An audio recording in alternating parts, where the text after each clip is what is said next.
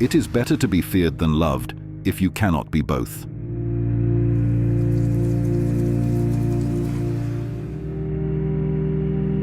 Quick question. When was the last time you saw a genuinely kind, honest, ethical person in a position of real power? Think about your workplace, your government, your community organizations, even your friend groups. Who actually makes the decisions? Who controls the resources? Who gets promoted, elected, or chosen to lead? Is it the person who always tells the truth, treats everyone fairly, and puts others' needs before their own? Or is it the person who's charming when it serves them, ruthless when necessary, and skilled at making people believe they care while pursuing their own agenda? If you're honest, it's probably the latter. And that's not an accident. 500 years ago, Niccolo Machiavelli wrote a book that most people think is about political strategy, but it's actually about something much more disturbing. Why good people are systematically excluded from power, and why positions of authority are naturally filled by people who are willing to lie, manipulate, and betray others to get what they want. Right now, you're probably thinking, but surely there are some good leaders out there. Not everyone in power is corrupt or manipulative. Here's Machiavelli's brutal insight. The qualities that make someone good at gaining power are fundamentally different from, and often directly opposed to, the qualities that make someone a good person. To get power, you need to be comfortable with deception, manipulation, and treating people as means to your ends, rather than as people deserving of respect. To keep power, you need to be willing to break promises, eliminate threats, and prioritize your position over everything else. Good people aren't just bad at these things. They're psychologically incapable of doing them consistently and effectively. They feel guilt when they lie, remorse when they hurt others, and internal conflict when they have to choose between doing what's right and doing what's advantageous. Meanwhile, people with psychopathic traits excel at these exact behaviors. They lie without guilt, manipulate without remorse, and make cold calculations about human relationships without emotional interference. This isn't a moral judgment, it's a psychological reality. The skills required for acquiring and maintaining power are skills that good people either don't have or refuse to use. So power naturally concentrates in the hands of people who are willing and able to use whatever methods are necessary to get it, and those people are rarely the ones you'd want to have power over you. Think about every boss who's made your life miserable, every politician who's disappointed you, every authority figure who's abused their position. Were they evil people who started out wanting to cause harm, or were they people who were simply better at the game of power than the more ethical people they competed against? Machiavelli's dark genius was recognizing that this isn't a bug in the system, it's a feature. Power systems don't reward virtue, they reward effectiveness. And effectiveness often requires behaviors that virtuous people find morally repugnant. Nice people don't finish last because they're incompetent. They finish last because they're competing in a game where the rules reward behaviors they're not willing to engage in. Part 2. The Prince's Playbook, that your boss definitely read. Here's something that'll change how you see every workplace dynamic. Machiavelli didn't write The Prince as a guide for evil people to become more evil. He wrote it as an honest description of how power actually works when you strip away all the moral pretenses and social myths. And if you've ever wondered why your workplace feels like a psychological battlefield, it's because the people in charge are unconsciously following Machiavelli's playbook. It is better to be feared than loved, if you cannot be both. Think about your most effective managers. Were they the ones everyone loved, or the ones everyone respected, because they knew there would be consequences for poor performance? The nice boss who everyone walks all over, or the demanding boss who gets results? Machiavelli observed that fear is more reliable than love because love depends on other people's feelings, which can change. But fear depends on your power to impose consequences, which you can control. This doesn't mean effective leaders should be cruel or abusive. It means they need to establish clear consequences, and be willing to enforce them, even when it makes them temporarily unpopular. Everyone sees what you appear to be. Few experience what you really are. Notice how successful people manage their image. They're always networking, always presenting their best side, always controlling how they're perceived. They understand that reality matters less than perception, and perception can be managed. Meanwhile, honest people think their work should speak for itself, and that authentic behavior will be recognized and rewarded. They're often shocked when the person who takes credit for their ideas gets promoted while they remain invisible. Men judge generally more by the eye than by the hand, for everyone can see and few can feel. This is why charismatic leaders often beat competent leaders. People can see confidence, charm, and presence, but they can't directly experience competence, integrity, or wisdom. So they vote for, hire, and follow people who look like leaders rather than people who would actually be good leaders. The lion cannot protect himself from traps, and the fox cannot defend himself from wolves. One must therefore be a fox to recognize traps and a lion to frighten wolves. Effective leaders need two completely different skill sets. The fox is cunning to navigate political complexities and avoid being outmaneuvered, and the lion's strength to enforce decisions and intimidate opposition. Nice people often have neither. They don't see the traps because they don't think in terms of traps, and they can't frighten anyone because they're not willing to use their power aggressively. Since love and fear can hardly exist together, if we must choose between them, it is far safer to be feared than loved. This explains why nice guy managers often fail. They want to be liked, so they avoid making difficult decisions, giving negative feedback, or enforcing standards. They think being loved will make them effective, but it actually makes them powerless. People will take advantage of leaders they don't fear, even if they like them personally. But they'll follow leaders they fear, even if they don't like them. None of this means Machiavelli was advocating for cruel or unethical leadership. He was describing the psychological realities of power that most people prefer not to acknowledge. The people who succeed in power structures aren't necessarily evil, but they're willing to use methods that good people find uncomfortable or unethical. They understand that intentions don't matter if you can't achieve your goals, and that achieving goals often requires behaviors that compromise your moral purity. Your workplace isn't run by people who are more qualified or more deserving than you. It's run by people who are better at playing the power game than you are willing to be. Part 3. The Psychopath Advantage: Why Manipulation Beats Merit. Here's where Machiavelli's insights get truly disturbing.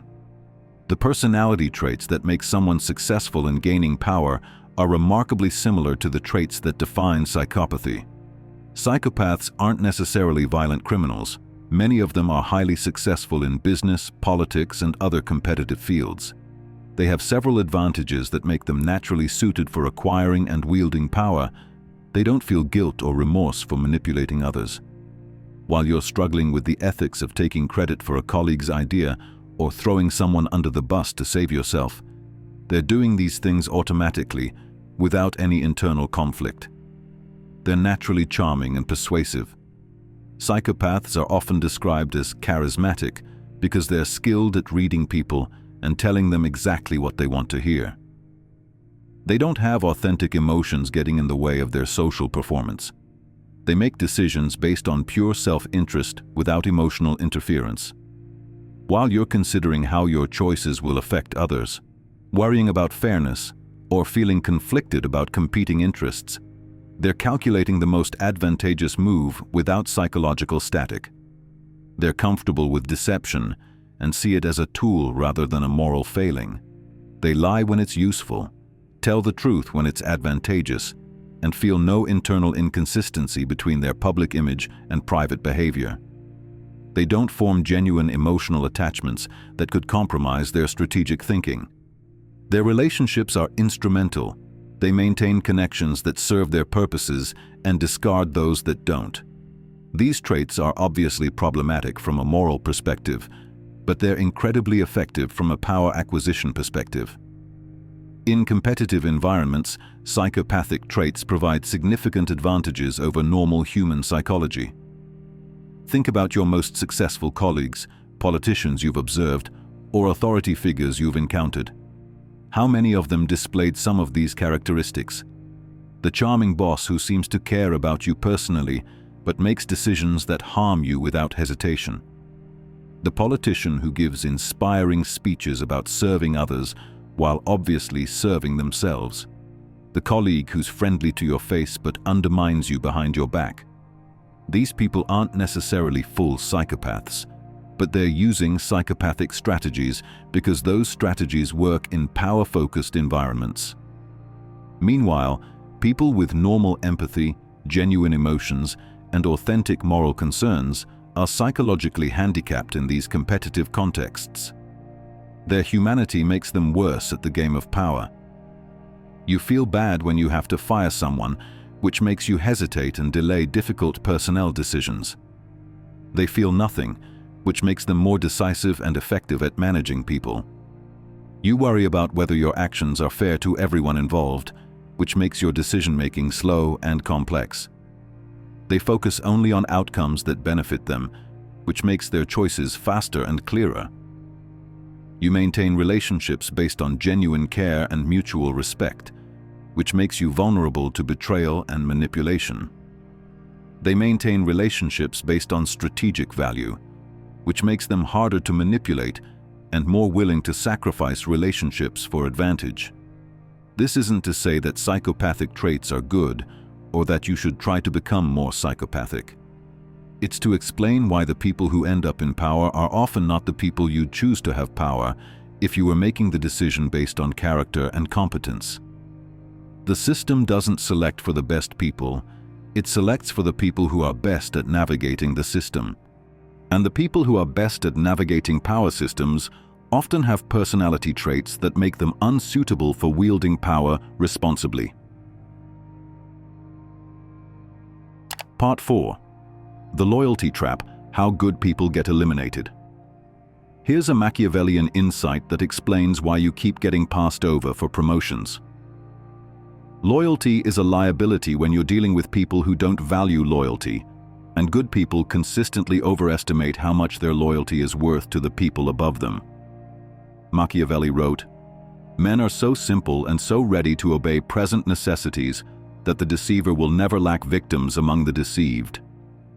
You probably think loyalty is valuable. You show up consistently, work hard, don't complain, support your boss's decisions, and expect that this dedication will be recognized and rewarded. But people skilled at power dynamics see your loyalty differently. They see it as proof that you can be taken for granted, that you don't need to be rewarded to maintain your commitment, and that you're not a threat who needs to be managed carefully. Your loyalty actually decreases your power because it signals that you'll stay committed regardless of how you're treated. Meanwhile, the person who's always exploring other options, making demands, and creating uncertainty about their commitment gets more attention, better offers, and greater influence. Think about how your workplace actually operates. Who gets promoted? The reliable person who never causes problems, or the person who's always negotiating, always considering other opportunities, always making it clear that their continued presence is conditional on getting what they want? If you're honest, it's usually the latter. The squeaky wheel gets the grease, and the loyal wheel gets ignored until it breaks. This creates what Machiavelli identified as the loyalty trap. Good people demonstrate their value through dedication and consistency, but power structures reward scarcity and unpredictability. Your boss knows you'll be there tomorrow regardless of whether they give you a raise, promotion, or recognition. But they're not sure about the person who's always creating drama, making demands, or threatening to leave. So guess who gets the attention, resources, and advancement opportunities? The loyalty trap goes deeper than just workplace dynamics.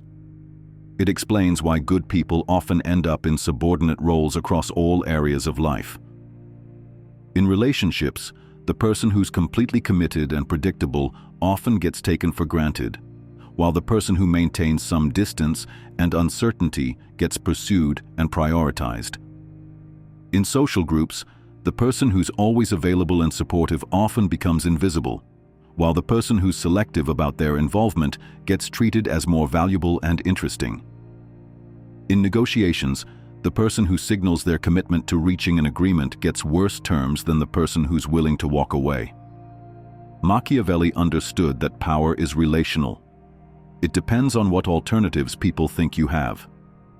If you appear to have no alternatives, you have no power.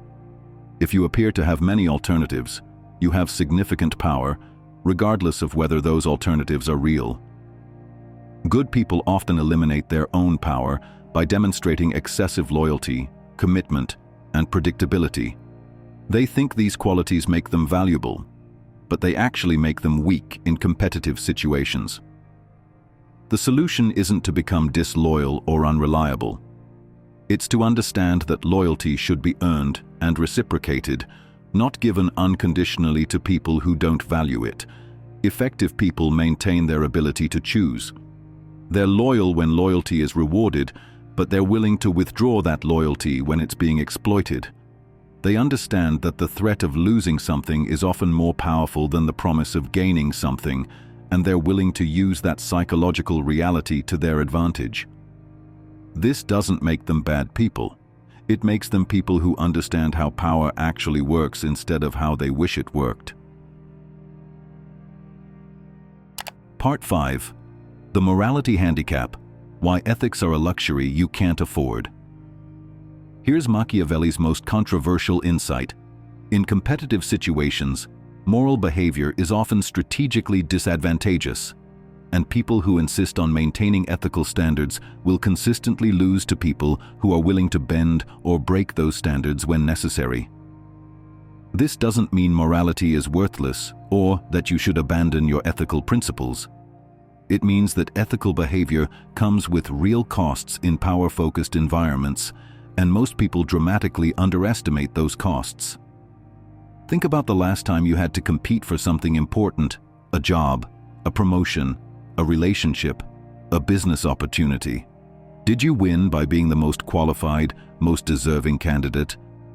Or did you lose to someone who was better at presenting themselves, managing perceptions, or playing political games? If you lost, was it because you weren't good enough? Or because you weren't willing to engage in behaviors that felt manipulative, deceptive, or unfair? Machiavelli observed that people who insist on fighting fair will consistently lose to people who are willing to fight dirty, especially when the stakes are high and the oversight is low. Your ethical standards become a handicap when you're competing against people who don't share those standards. You won't lie in interviews, but your competition will embellish their qualifications and take credit for things they didn't do. You won't undermine colleagues, but they'll spread subtle doubt about your competence while promoting themselves. You won't make promises you can't keep, but they'll tell everyone exactly what they want to hear. In each case, the unethical behavior provides a competitive advantage that the ethical behavior doesn't match. Your honesty, fairness, and integrity are admirable qualities, but they don't help you win in situations where winning requires dishonesty, unfairness, or compromised integrity. This creates what Machiavelli called the good man's dilemma. You can be good or you can be effective, but you often can't be both simultaneously. The corporate executive who refuses to engage in questionable accounting practices will be outcompeted by executives who are willing to push ethical boundaries. The politician who won't make unrealistic campaign promises will lose to politicians who tell voters what they want to hear, regardless of feasibility. The employee who won't take credit for others' work will be overshadowed by colleagues who have no problem with strategic dishonesty.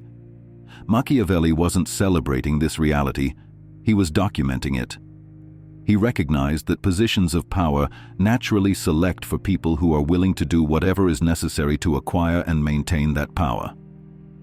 This explains why so many authority figures seem morally compromised. It's not that power corrupts good people, though it does that too. It's that the process of acquiring power filters out people who aren't willing to engage in morally compromising behavior. The people who end up in charge aren't necessarily the most qualified or most deserving. They're the people who are most willing to do what it takes to get there. This puts ethical people in an impossible position. They can maintain their moral standards and accept reduced influence and opportunities, or they can compromise their standards and increase their chances of success. Neither choice is satisfying. Maintaining ethics means accepting that less ethical people will often outcompete you. Compromising ethics means becoming the kind of person you used to criticize. Machiavelli's insight doesn't resolve this dilemma, but it does clarify it.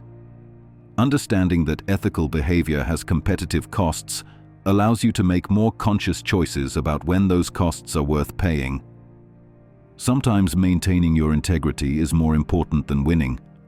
Sometimes winning is necessary to protect things you care about more than your moral purity. The key is recognizing that these are choices with real trade-offs, rather than pretending that being good automatically leads to good outcomes in competitive environments. Part 6. The Performance of Virtue. How to look good while being ruthless. Here's where Machiavelli gets truly sophisticated. He understood that effective leaders need to appear virtuous while being willing to act ruthlessly when virtue conflicts with effectiveness. The key insight is that public perception of your character matters more than your actual character, and that managing this perception is a skill that can be learned and practiced. Machiavelli wrote, "A prince ought to take care that he never lets anything slip from his lips that is not replete with the above-named 5 qualities, that he may appear to him who sees and hears him altogether merciful, faithful, humane, upright, and religious." Notice he says, appear to be these things, not actually be these things. This is the difference between successful leaders and failed leaders. Successful leaders understand that leadership is partly performance, and they're willing to manage their image strategically. Think about the most effective people you know. Do they just act naturally and hope people recognize their good qualities? Or do they consciously present themselves in ways that highlight their strengths and minimize their weaknesses? The person who gets promoted isn't necessarily the most competent. It's the person who appears most competent to the people making promotion decisions. The politician who wins isn't necessarily the most qualified. It's the one who appears most trustworthy and capable to voters. Appearance and reality are different things, and most people are too busy managing their own lives to investigate the reality behind other people's appearances. This means you can gain significant advantages by becoming better at managing how you're perceived, even if you don't change anything about your actual capabilities or character. Successful people understand this and invest time and energy in reputation management. They make sure their achievements are visible to the right people. They cultivate relationships with people who can influence their opportunities. They present their work in ways that highlight their contributions and minimize their mistakes. They dress appropriately for the image they want to project. They speak confidently even when they're uncertain. They associate themselves with success and distance themselves from failure. Most importantly, they understand that being good at your job is not the same as being perceived as good at your job. And that perception often matters more than reality when decisions are being made about your future. This isn't necessarily deceptive or manipulative, it's strategic communication and impression management. But it requires thinking about your interactions in terms of their impact on your reputation rather than just their immediate practical value. Machiavelli's insight was that this kind of strategic self-presentation isn't optional for people who want to be effective in competitive environments. It's a necessary skill that good people often neglect because they think it's shallow or manipulative. But refusing to manage your image doesn't make you more virtuous. It just makes you less influential. And being less influential means having less ability to implement your values or help the people you care about. The truly sophisticated approach is to become skilled at presenting yourself strategically while maintaining your actual ethical standards in your behavior and decision-making. You can appear confident while acknowledging uncertainty privately. You can present your achievements effectively while giving credit to others behind the scenes. You can manage your reputation while treating people fairly in your actual interactions.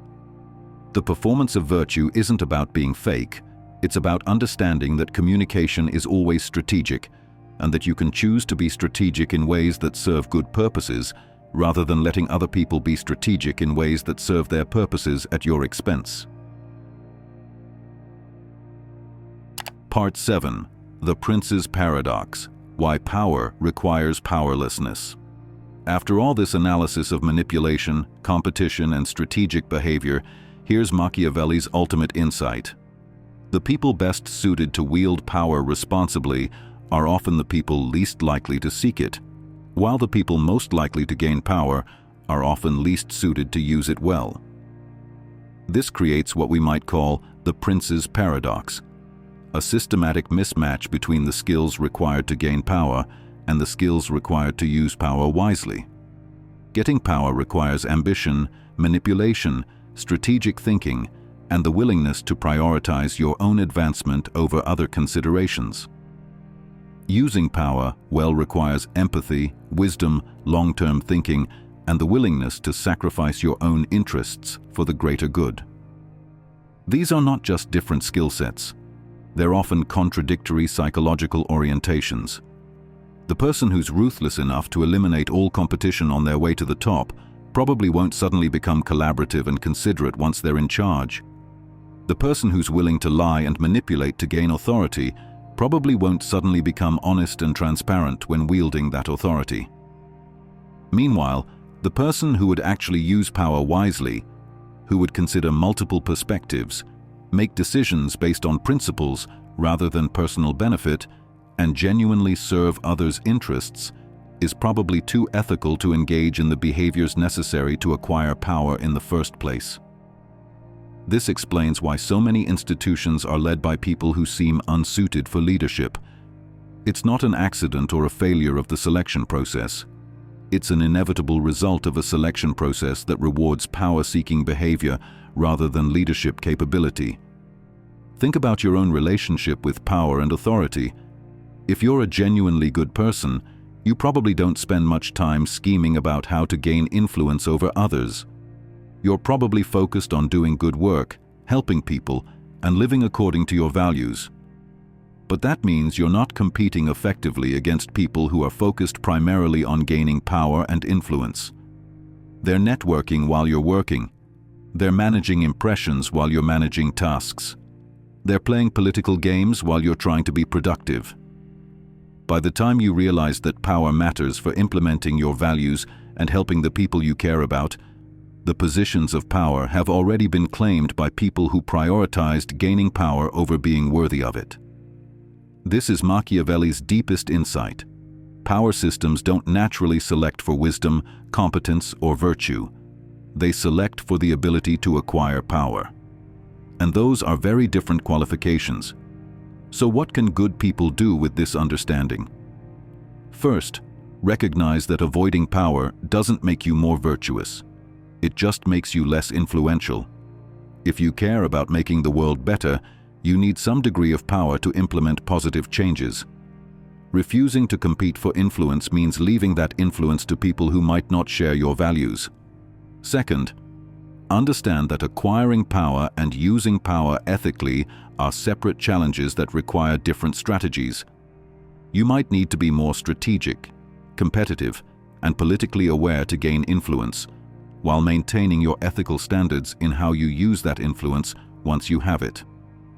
Third, look for opportunities to support and empower other good people who are willing to compete for positions of authority.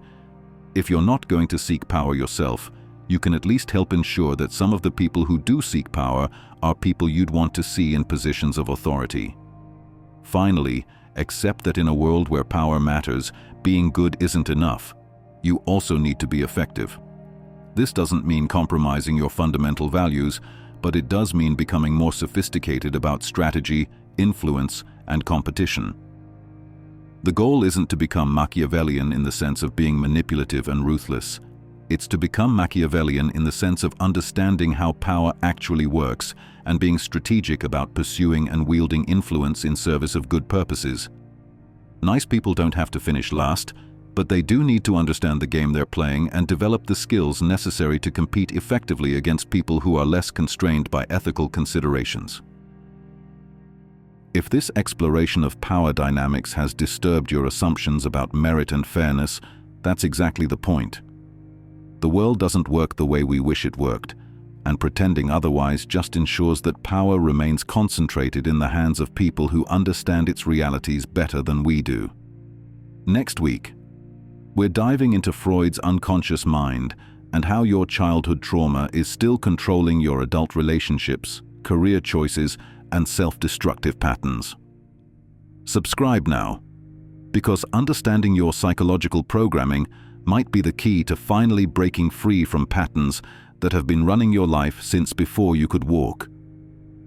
Your journey toward understanding power is just beginning, and Machiavelli's insights are your guide to navigating a world where influence matters more than innocence.